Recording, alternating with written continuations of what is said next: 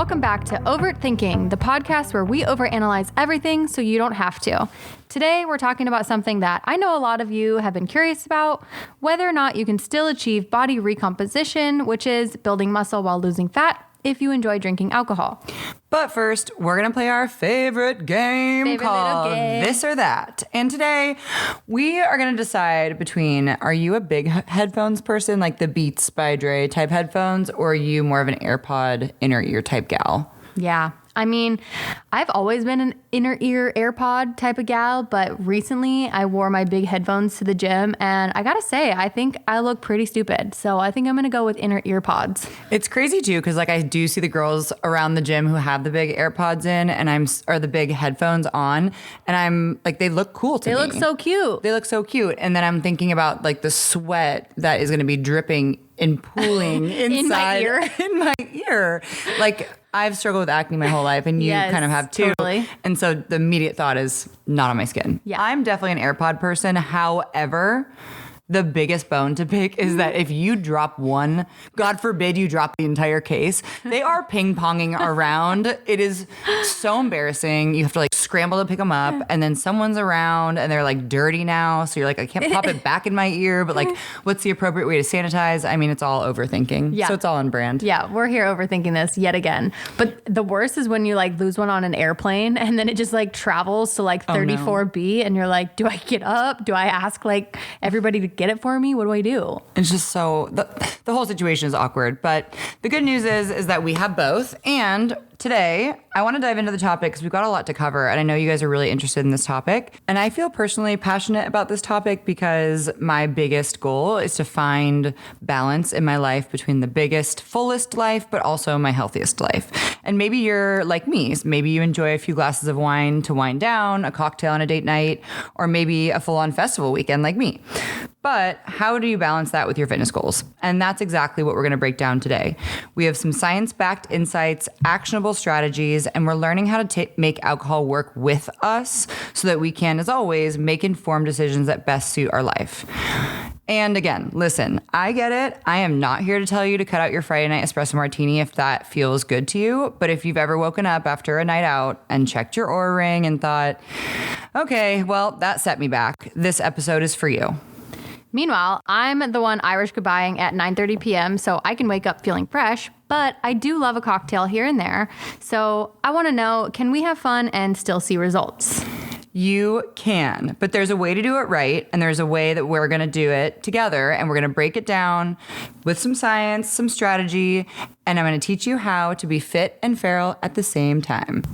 All right, Bree. So start us off. I know that this is a place that you've struggled with recently, finding your balance with alcohol while still managing to take care of yourself and meet your fitness goals. Can you tell us what that's been like for you? Yeah, this one's going to be a little off the cuff, but this is one of the harder things in my life that I've had to find balance for. And I think I'm not alone in that. And it really all started when I was a collegiate athlete. We had dry season. There were certain times where we weren't allowed to like go out and drink. And so a lot of my 20s was working and head down, going to bed early, a lot of sports. And then I went right into competitive CrossFit, which again was even more so focused on health and fitness and sport.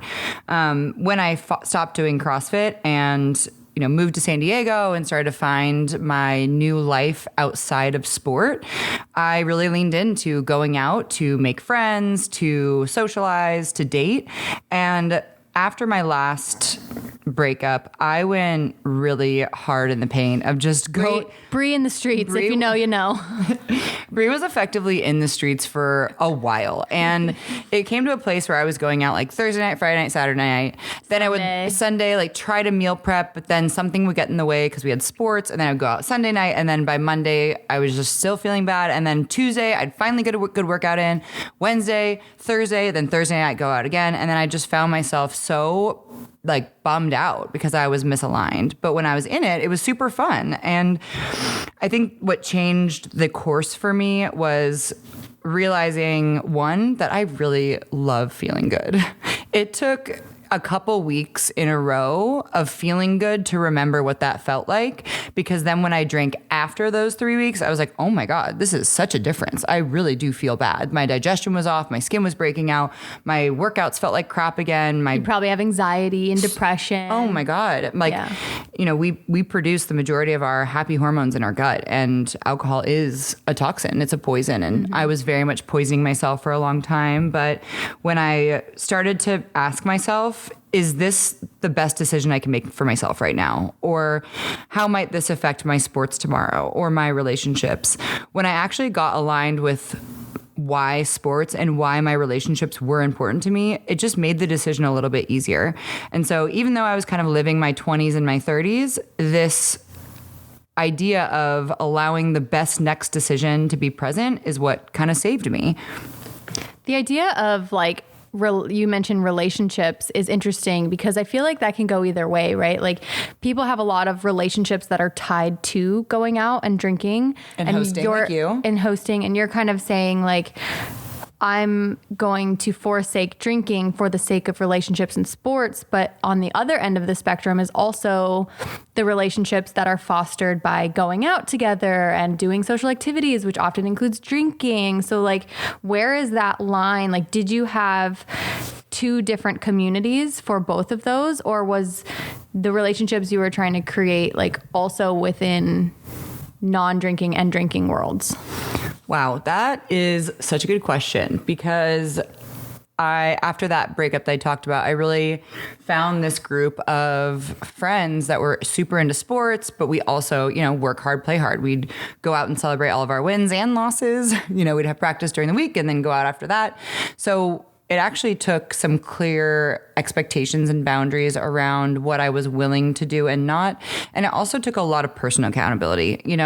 Friends want you to enjoy yourself and have a good time. There's also a lot of social pressure of like, oh, if you're drinking and I'm not, or if I'm not drinking and you are, whatever, you know what I mean? Yeah, there's a lot of pressure to also take shots. Right. And so what does that mean about me if you're not drinking? And so I did face a lot of that and I still do. But what's really helped me with balance is honestly just being really clear about what days I have the option. I give myself the option to drink and which days I don't. And also just being really clear about which types of drinks and situations are going to leave me feeling better the next day and the ones that are going to leave me feeling like trash. Yeah.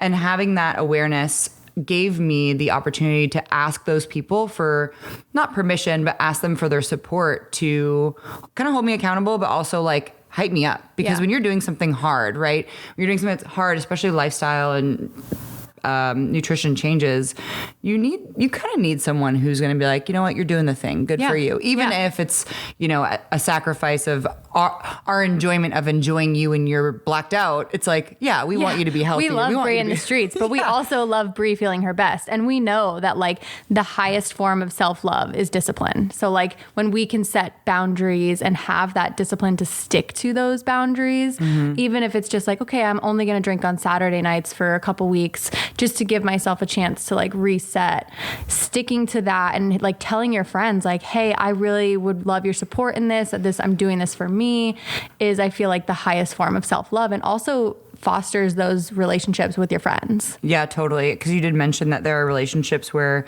if alcohol or going out is a cornerstone, that's an opportunity for you to get deeper and more vulnerable with those 100%. Friends. And maybe set the example for them. I realized that one of my closest friends over that period of time, I had never spent time with her when we weren't under the influence. And I think that realization was a big shock to me too.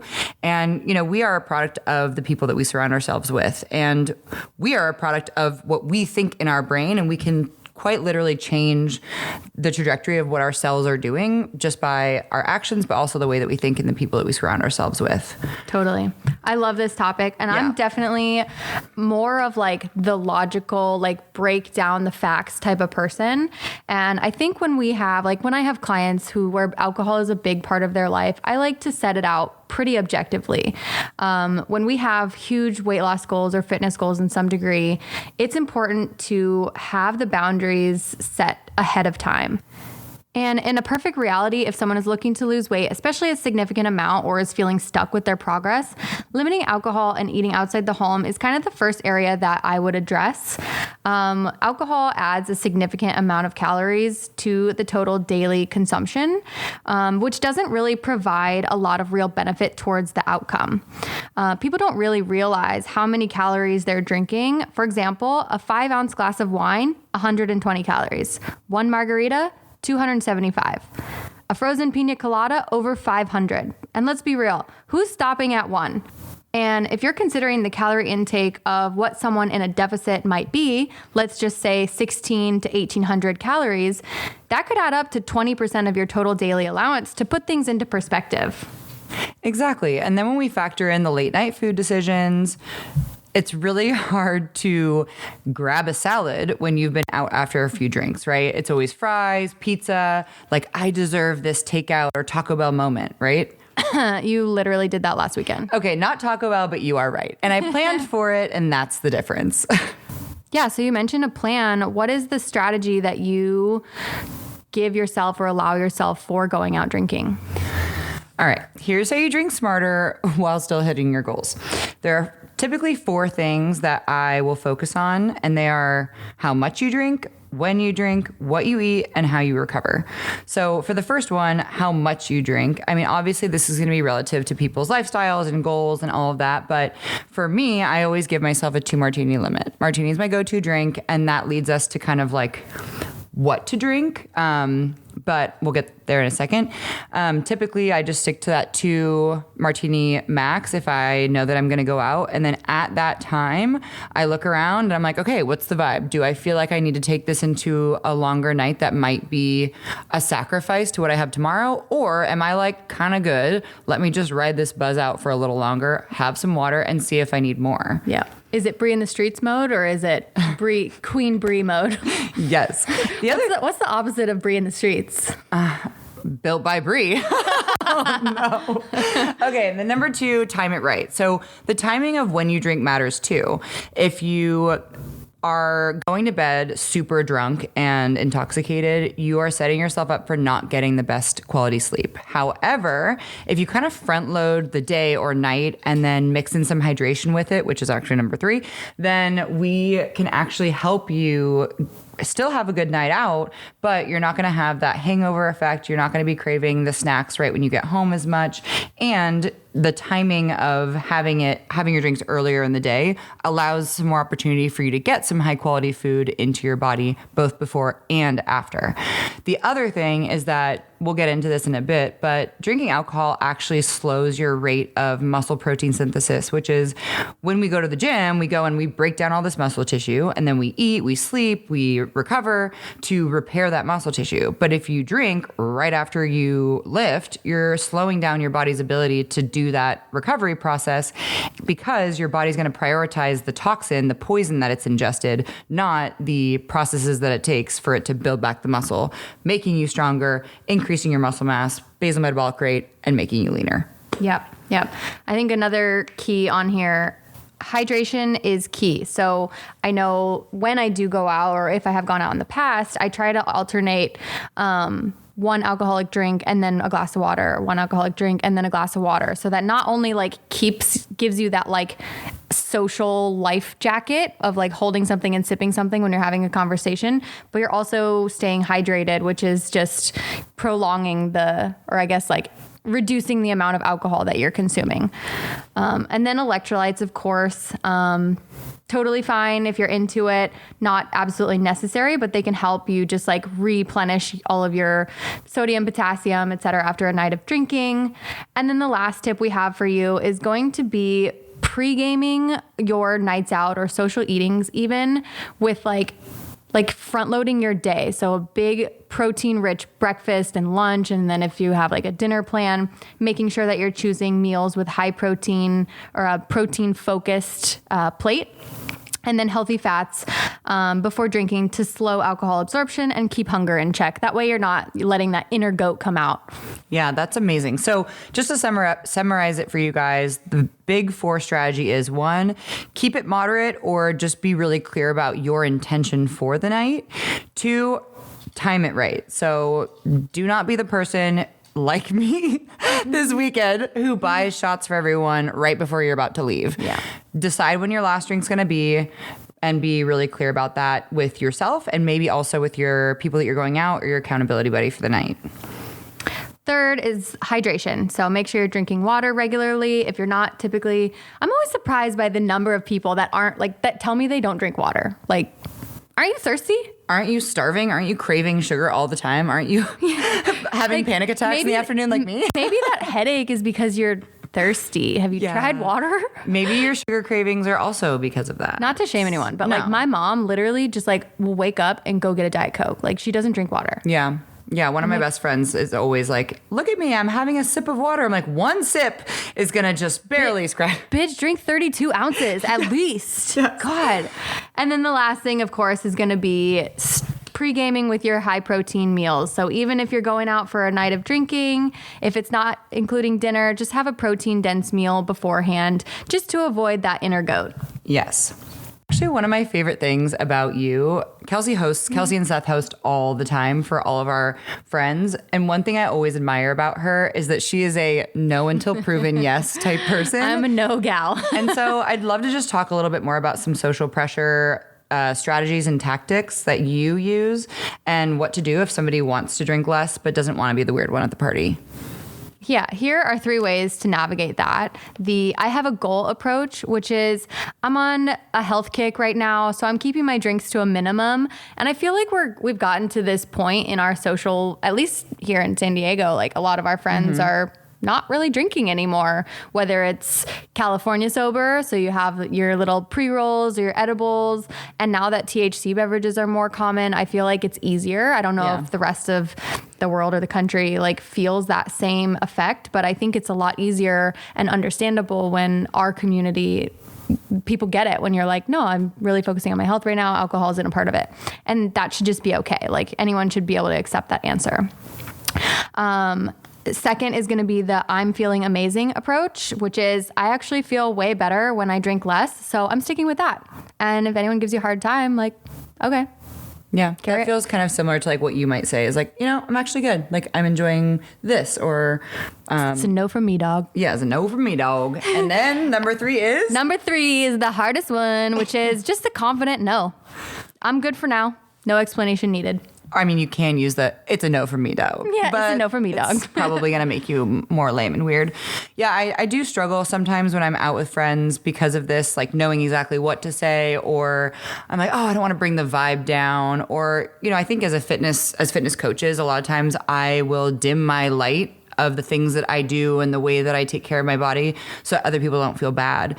And that is something that we need to absolutely check at the door. I think women just across the board, I mean, I hate making blanket statements, but have a hard time saying no. Yeah. And I really pride myself for being a no person because I'm happy to teach you to say no. I'm a really good no gal. But I feel like women have a hard time saying no, and they end up doing things that don't align with what they actually want. Yeah, I think it's a self-worth issue where, at least for me, when I notice that I'm having a hard time saying no, it's because I feel guilty or I feel like I'm not going to fit in or be a part of if I don't do what everyone else is doing. Totally. And I think the other part of that too is that for so long, at least for me, I was like, oh, like being out and being fun and being like the cool, fun girl, like felt really important to me. And then I had some validation there. Validation and being like, oh, of course Brie will be there. Like she's the fun girl, but that doesn't You have really are the fun girl though. Thank you. But that doesn't Even sober, you're the fun girl. Oh, thank you. We're sober right now, by the way. For now. And I do think that there's a lot of room to open up vulnerability in that situation. And the way that I overcame that was exactly that. I just opened up and was super vulnerable with you, with a handful of my other friends. And I was like, I don't like who I am when I take it too far. I don't like how I feel the next day. And I really connected to my goals. So like the I have a goal approach is kind of my cornerstone. I'll use like, oh, I have football tomorrow. I can't can't go too hard in the paint tonight, or, oh, like, you know, I have my last workout to do tomorrow and I just want to feel really good for it. And, you know, as a fitness person, people get that. And I think anyone who's listening to this, Hopes to be there. yeah, like man, woman, non-binary, whoever you are, you can use I have a goal. It can just be like, I want to feel good tomorrow. Like, I want to be in a good mood tomorrow. I want to go to the farmer's market tomorrow. That is more times than not, everybody's gonna be like, oh yeah, I actually like get that. Yeah. And if someone gives you a hard time, they're like, oh, come on, just do it. That is so their own shit. That is not yours to pick up. Yeah. We just take it back to like Degrassi when we had like those human health classes and we had to watch Degrassi and it was like, say no to drugs. Oh my God. Like take it back to the old school, right?